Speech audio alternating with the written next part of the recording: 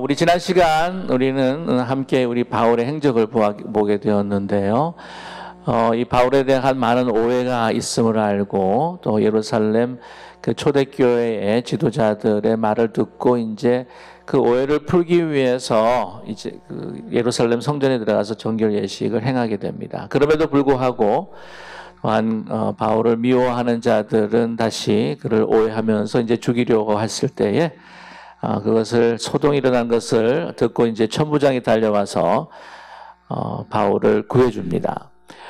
그 천부장의 이름이 한동안 나오지 않다가 오늘 말씀을 보게 되면은 나오게 되는데 26절에 보게 되면은 글라우디오 루시아로 이렇게 알려져 있습니다. 천부장이라고 한다고 하면은 이제 백부장을 이제 10명씩이나 거느린 아주 고급 지휘관이라고 하는 것을 우리가 알 수가 있습니다.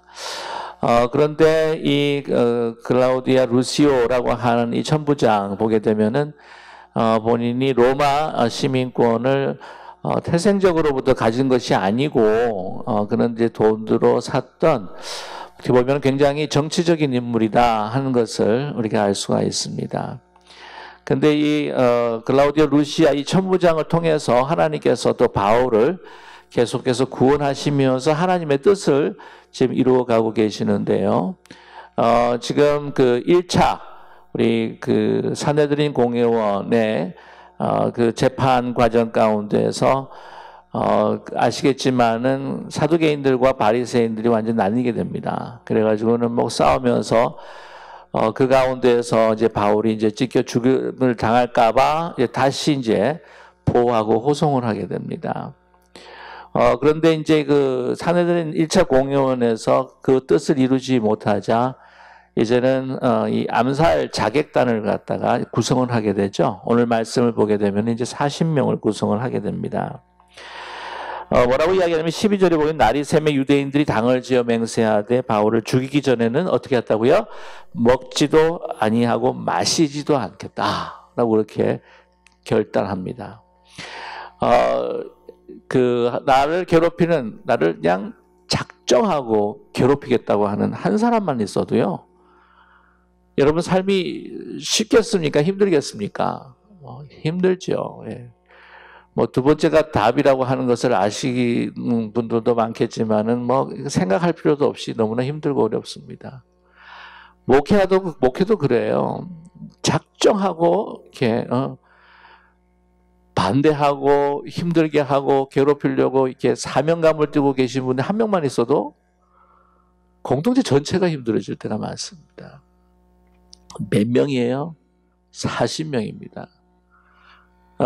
이 말씀 보면 목숨을 건 거예요. 먹지도 않고 마시지도 않겠다. 근데 이제 궁금해요. 왜냐하면 바울이 계속해서 그래도 오랫동안 삽니다.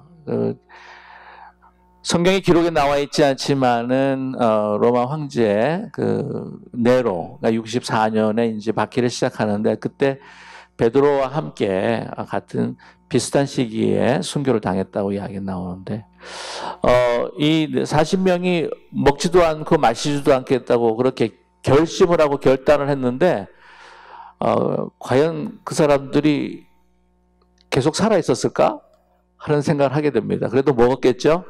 나중에 마셨겠죠? 인간의 결단과 결심이라고 하는 것이 얼마나 허무한가 하는 것을 우리에게 보여주고 있습니다. 이 바울의 그 가는 길들을 보게 되면은 그렇게 많은 어려움이 있었고 또 죽이고자 하는 그 음모하는 사람들이 많았지만 그러나 하나님의 계획과 뜻에는 아무런 소용이 없다고 하는 것을 우리는 알 수가 있습니다. 그리고 하나님께서 참 신비로운 것은요, 우리가 예상하지 못하는 방법대로 지금 바울을 보호하시고 지키고 있다고 하는 사실입니다. 누구를 통해서요? 그 로마 천부장을 통해서 이 바울의 생명을 지켜가고 있습니다. 그래서 그들이 이제는 죽이겠다라고 음모하고 어떤 계획을 짰느냐면 음모를 짰느냐면은 그러면 이제 2차 산헤드린 공회원을 우리가 열자. 우리가 1차는 이렇게 무산이 됐으니까 제대로 진행이 되지 않았으니까 이제 1차는 뭐 이제 잊어버리고 이제 2차 회의를 한번 해보자. 그래서 그 천부장이 살고 있는 그 영내에서 이제 밖으로 나와서 산헤드린 공회원 예루살렘에 있는 곳으로 가는 그 도중에 잠복했다가 이 40명이 덮쳐서 바울을 죽이겠다고 하는 그런 음모를 세우게 된 것이죠. 굉장히 머리를 많이 짰습니다. 이런 거 보게 되면은 산헤드린 공회원에서 기별을 보내야 될 텐데 이 40명은 자기 스스로 만든 단체가 아니라 분명히 아나니아 산헤드린 공회원에서 그것을 주도하고 있었던 대제사장 아나니아의 수하에 있었던 사람들이 아니겠는가 하는 짐작을 할 수가 있습니다. 그럴 것 같아요. 참 안타까운 것은 뭐냐면 거룩한 제사장이라고 하는 그 자리에 있으면서 이런 계획을 가지고 음모를 통해서 한 사람을 이렇게 죽이려고 한다고 하는 마음을 가지고 하는 것은 참 너무나 안타까운 사실입니다. 만약에 하나님의 뜻이라고 한다고 할지라도 그렇게 생각했겠죠. 자기의 어떤 기득권이나 자기의 위치나 또한 이 모든 이 구조들을 지키기 위해 가서 사회 질서를 지키기 위해서 한 사람을 죽여야 된다 하는 것이 자기 생각에는 뭐 양심의 화인을 맞았는지 모르겠지만은 하나님 앞에 마땅한 일이라고 하지만 이 거룩한 하나님의 마땅한 일이라고 할지라도 뭐가 중요합니까? 과정이 중요한 거죠. 목적을 이루기 위해서 그 뜻을 이루기 위해서 수단과 방법을 가리지 않는다고 하는 것은요, 결코 하나님의 뜻이 아닌 줄로 분명히 믿습니다. 그 목적이 아무리 선하다고 할지라도 동기와 또 이 방법이라고 하는 것마저도 사실은 선할 때에 우리 목적이 선하게 이루어질 수가 있는 것이죠. 그렇기 때문에 세상 법정 같은 경우에도 과정을 얼마나 중요시 여기는지 모릅니다. 어떻게 보면은 우리 그리스도인이라고 하는 것은 또한 우리 믿음이라고 하는 것은 결과도 중요하겠지만 결과가 성공이냐 실패라기야 그것을 판단하기 이전에 그것을 이루어감에 있어서 방법이 선하느냐 내 동기가 순수하느냐 하는 것이 더 중요할 것입니다. 그래서 이 대제사장과 장로들이 아마 짰던 것 같아요. 그런데 이 소식을 누가 들어요? 조카가 듣습니다. 바울의 조카, 생질이라고 그렇게 오늘 나오고 있는데, 여기서 이제 바울의 친척이 이제 처음으로 이제 소개되고 마지막으로 소개될 옆에서 보게 됩니다. 근데 그가 어떻게 우연히 듣게 돼요. 매복을 한다. 이런 관계가 있다, 이런 음모가 있다 하는 것을 듣게 됩니다. 여러분, 우리 전쟁에도 가장 중요한 것이 뭐예요? 정보입니다. 요즘에 뭐 정보사회다라고 그렇게 이야기를 하는데, 분명히 전쟁에서도 이기기 위해서는 지피지기라고 하는 말이 있는데, 남을 잘 알 때, 나도 잘 알아야 되지만 정말 남을 잘 알 때 백전백승할 수가 있다고 하는 거죠.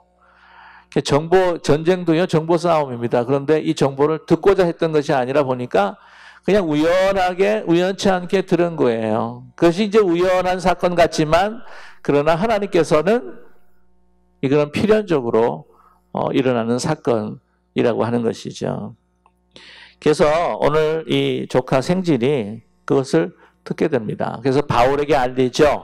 근데 바울이 직접 천부장에게 알리는 것이 아니라 이제 백부장에게 통해서 이제 이 청년을 천부장에 데려가서 이야기해라. 자기가 직접 이야기하면은 좀 잘 믿어주지도 않고 신빙성이 없을 것 같다는 생각을 아마 하게 될 것 같아요. 그래서 했는데 이 천부장이 그 이야기를 듣고 분위기를 이제 파악을 해보니까 상당히 일리가 있는 말인 것 같아요. 그래서 이제 바울을 이게 도서는 또 더 이상은 안 되겠다. 이제는 총독이 있는, 오늘 이 말씀 보게 되면 벨릭스가 있는 그 총독이 있는 가이사랴로 보내야 되겠다. 그게 더 안전하겠다.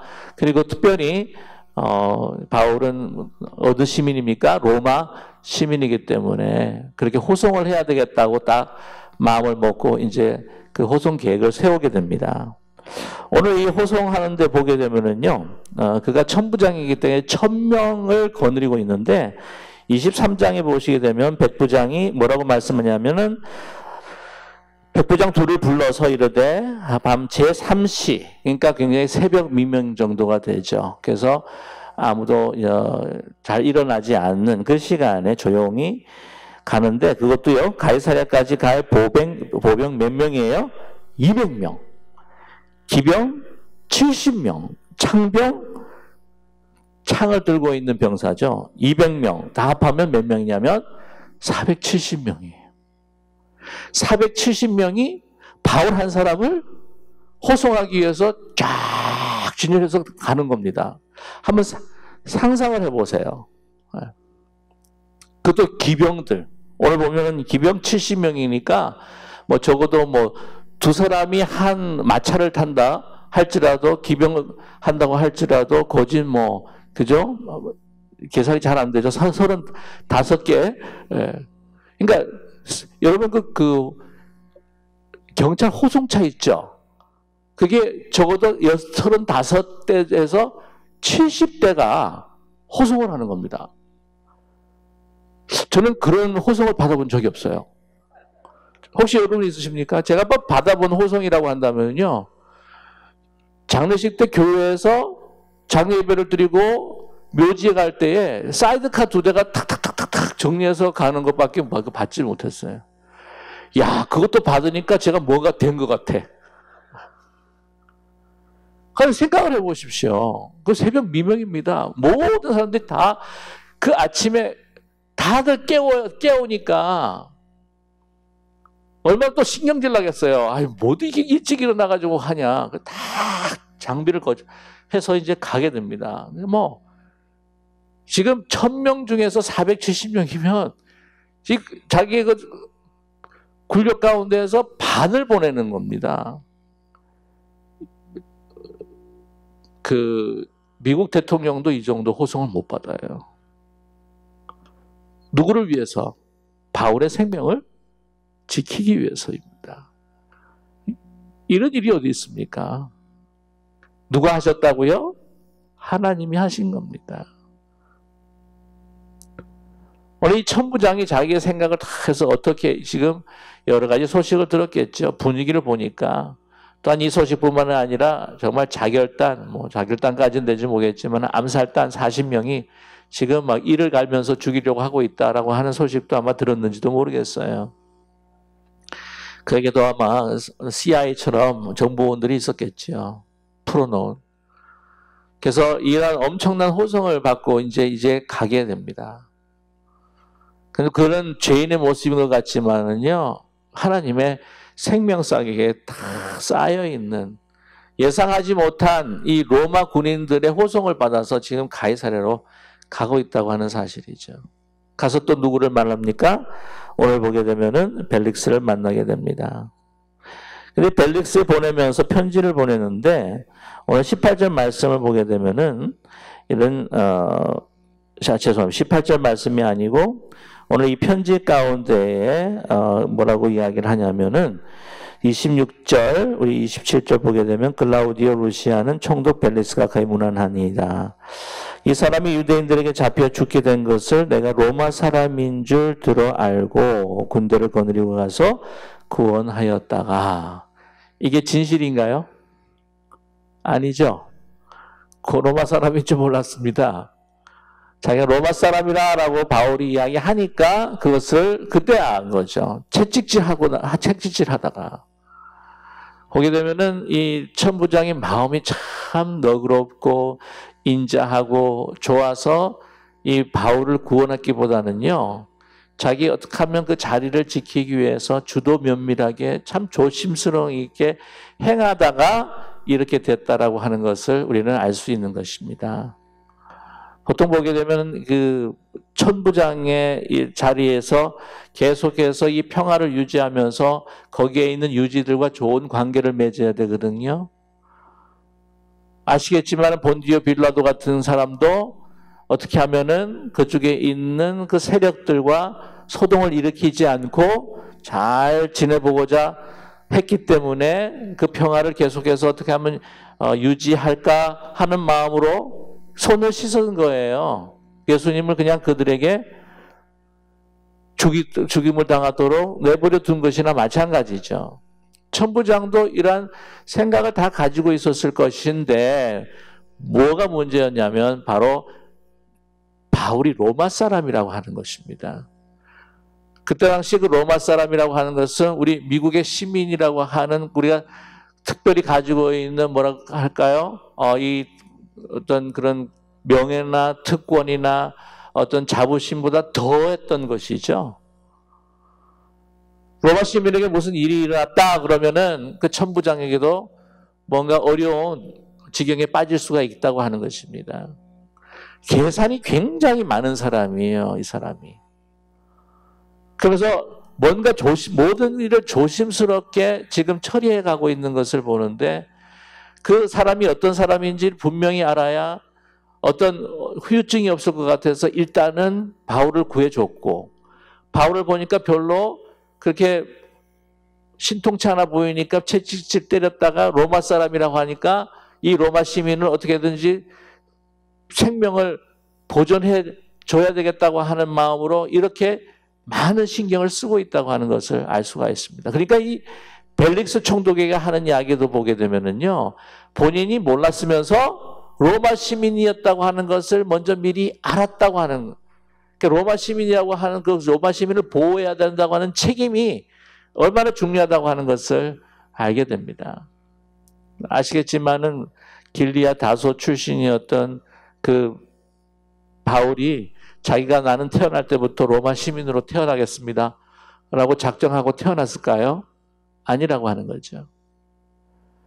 우리 하나님께서는요, 정말 어떤 작은 것 하나라고 할지라도, 우연으로 보이는 것 할지라도 이 모든 것을 다 필연으로 삼아서, 여러분 우리가 딱 보게 되면 어디 길을 가다가 딱 죽게 되는 하나의 퍼즐 조각이, 이게 아무런 쓸모없는 것 같지만, 그러나 하나님께서는 모든 큰 픽처를 보시기 때문에 이것이 어디에 들어가야 할 것이고 어디에 사용됐다고 하는 것을 정확하게 아시는 분이라고 하는 사실을 깨닫는 우리 모두가 되기를 간절히 소망합니다. 저와 여러분, 우리가 기쁜 우리 교회, 우리가 함께 하면서 나같이 그냥 뭐 별로 이렇게 쓸모없는 사람처럼 보이고, 우리 어르신들이 참 많지만 내가 나이가 많고 병약해 보이는 것 같고, 나는 있으나 마나 한 사람 같기도 하고, 그냥 보게 되면은 뭐